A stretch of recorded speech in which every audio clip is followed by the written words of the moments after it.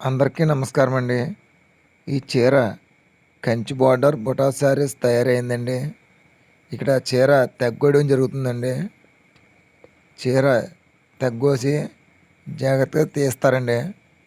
చీర నేత దిగుతుందండి, జాగ్రత్తగా మడతెట్టాలండి. అందుకు కాబట్టి ఇది నేత కోసేటప్పుడు కూడా చాలా జాగ్రత్తగానే తెగ్గోయాలండి.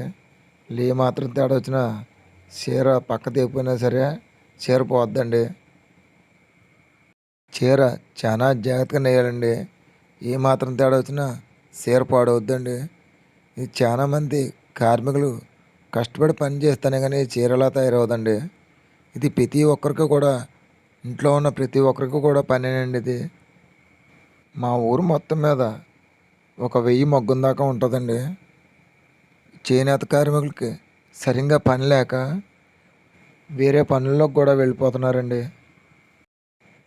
చీర విప్పడం జరుగుతుందండి. ఇది దూరం నుంచి చీర విప్పడం జరుగుతుందండి. చీర ఇప్పేటప్పుడు కూడా చాలా జాగ్రత్తగా ఇప్పాలండి. ఏమాత్రం తేడా వచ్చినా చీర పాడవుతుందండి. ఈ చీర కంచి బార్డర్ బుటా శారీస్ అండి.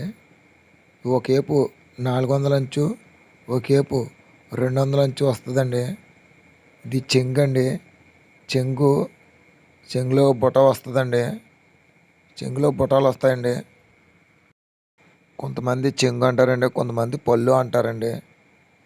ఇది కమ్మి వస్తుందండి. ఇక్కడ కమ్మి వస్తుందండి. చేనేత అన్నది చాలా జాగ్రత్తగా నేయాలండి.